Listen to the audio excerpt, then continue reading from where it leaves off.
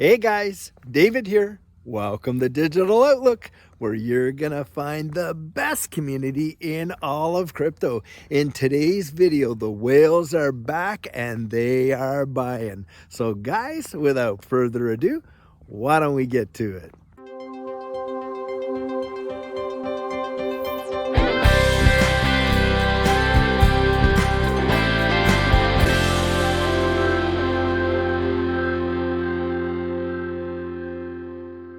Well, guys, it is just absolutely amazing to be able to come back out here and take you on these walks with me and talk about our favorite subject, XRP and crypto. We were just locked up there tight as a drum for the last few days, at least for the last week, with that cold snap that we were going through, and it kind of made it kind of tough for everybody. I know. I love these walks too. Well, guys, we got the whales back, and are they ever buying and buying like crazy? We are talking tens of millions, up to hundreds of millions of XRP are being gobbled up by all of these whales. And I'm telling you, you can't really blame them because look, with this major library decision, it is going to have massive impacts.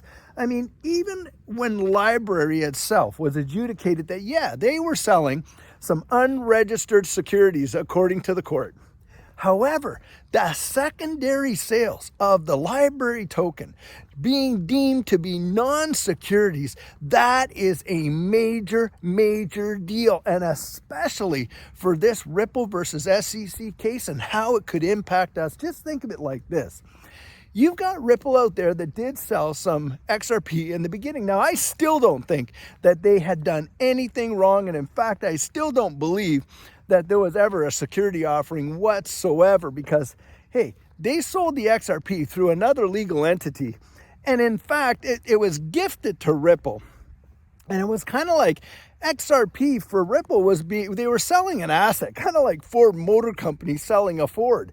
Come on, just because you went and bought a Ford didn't mean that you were actually buying, stock in Ford Motor Company, even though they were warrantying the vehicle and they had some obligations to you and such and such. It wasn't like that.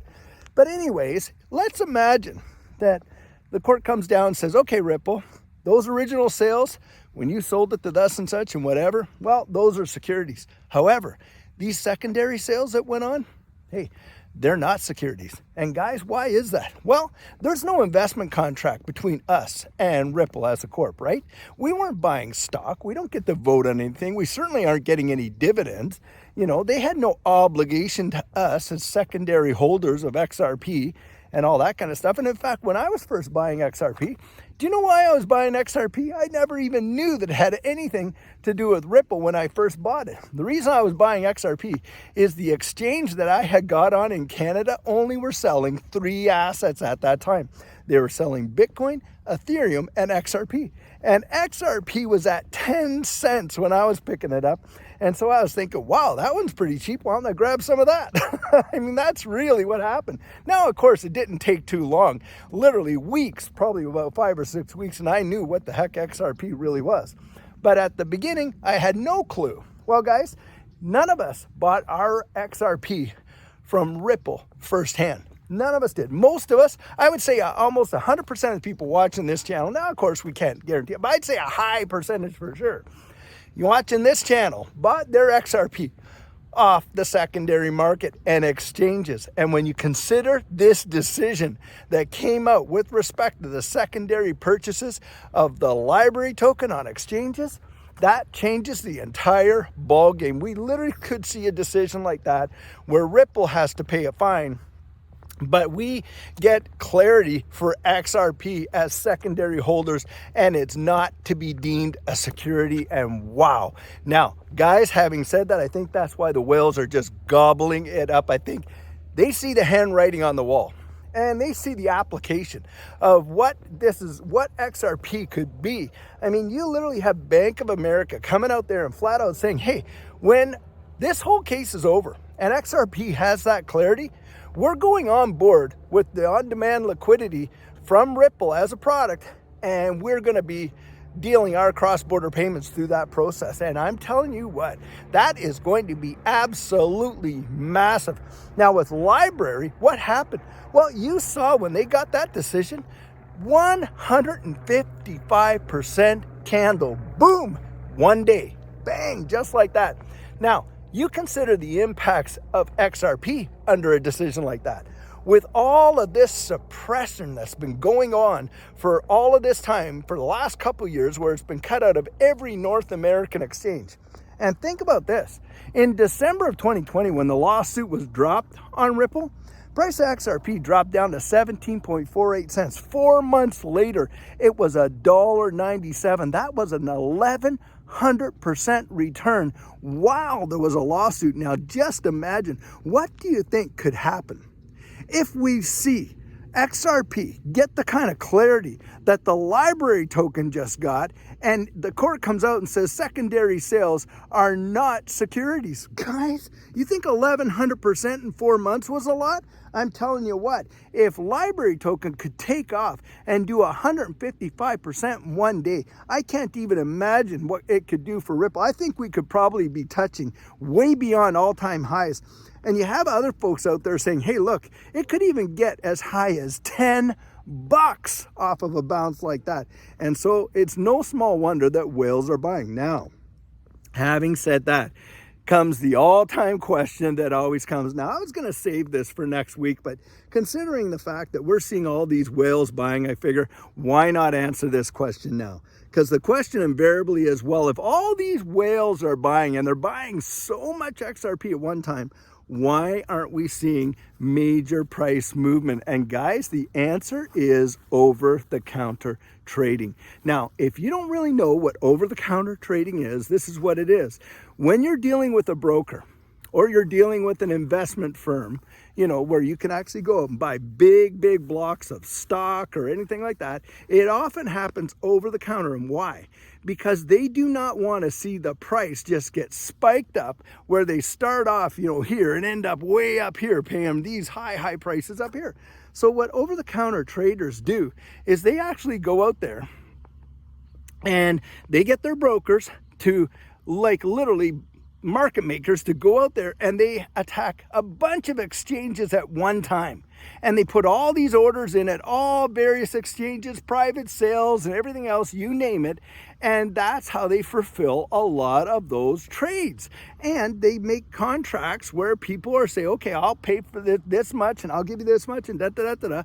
And they actually just keep the price as steady as possible. Now, sometimes it goes up a little bit, of course, but it doesn't see like massive appreciation, and that is usually due to over-the-counter trading. Now, you Google that, you look it up, you find out, you fact check me and all that kind of stuff, but I've actually seen it. Now, look, I myself have 2 over-the-counter, accounts. One is with Kraken, and the minimum trade on that is $100,000. Minimum trade, $100,000. The other one that I have, of course, is with Caleb and Brown. And this is why I really support these guys, because they're a brokerage firm that allows average retail folks to get in. And in fact, the minimum trade when you're dealing with your broker there is $2,000. And of course, they do have an online portal, and the minimum trade there is $500.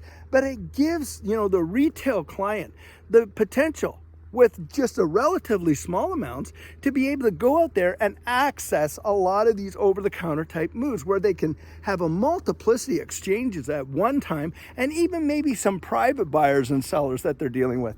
And it is a big deal. But this is what happens when you're dealing with major money. And that's why you don't see the price of XRP move significantly, even though tens of millions, and in fact, in some cases, hundreds of millions are being bought all at one time. It's just the way that they gobble it up.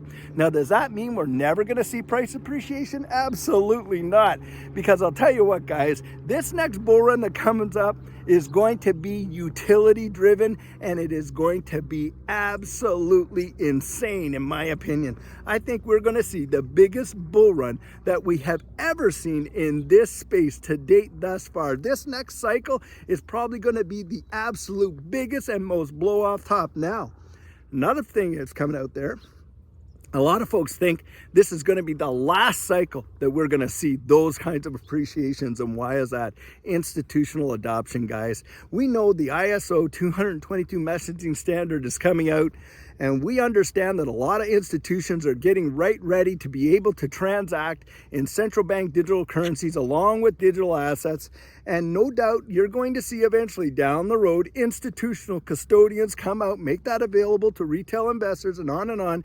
And just like any major market, well, like in the beginning days of the internet, where was the most money made? Way back in the very beginning, right? And they saw those masses of appreciation. Where was the most money made? With Bitcoin. Well, when Bitcoin was first coming out, if people were buying it back then at the pennies, look, that article that came out not too long ago, $5 for 5,000 plus Bitcoin. 13 years later, that $5 investment was worth $348 million. And guys, I think eventually when this whole space sees that kind of institutional adoption, and with that, a lot of regulatory clarity and regulation that's going to come out, you're going to actually see those life-changing gains in the way in which that they have happened up until now, and probably this next bull run. They're going to start mellowing out. Why? Because you're going to get lots more stability. And that's the same thing with any other asset class. That is why you're not seeing, for a little investment, people aren't making life-changing money in Microsoft like they did when Microsoft first came out, or the folks that got into Amazon when Amazon first came out. I mean, the life-changing money, heck, there are people right now, think of this, that way back when their families bought into Coca-Cola. And when you think about that and what those stocks are worth now, they never even sell them because the capital gains and the tax on that would just be absolutely atrocious. So what do, guys? They actually, they leverage it. And it's amazing what they can do with that. And so there's so many opportunities that will come up, but I'm telling you what, there's a major feeling out there that this next bull run will be the absolute biggest, but could also be the absolute last of these monster moves. So, hey, I don't want to miss it, and I certainly don't want you to miss it, because I think it's going to be unbelievable. And I've lived through one bull run, and I'll tell you what, I am getting so pumped for this next one, and I can't wait to see you in the winner's circle.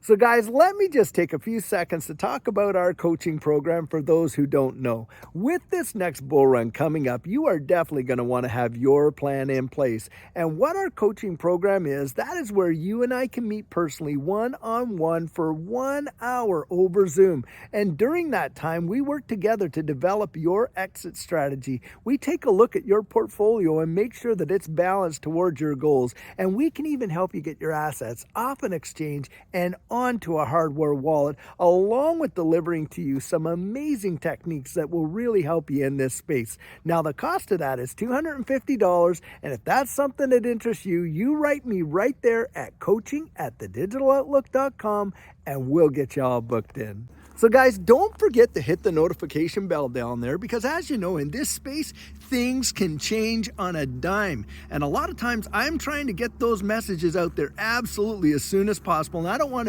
you to miss out on any major news alerts that come about, along with any other videos that we upload. Now, having said that, guys, I hope you enjoyed today's video. And I would like to invite you, drop your comments down there in the comments section, open it up to the community, and start a discussion. Now, many of you know I'm not a financial advisor, and this isn't financial advice, but if you found value in it, if you'd hit that like and subscribe, I'd appreciate it. And look, if you're one of the thousands of people who have been watching these videos, but you haven't yet subscribed, would you do the channel a favor and join this community? We would really love to have you on board. So, in the meantime, and in between time, stay safe, be blessed, and I'll catch you in the next one.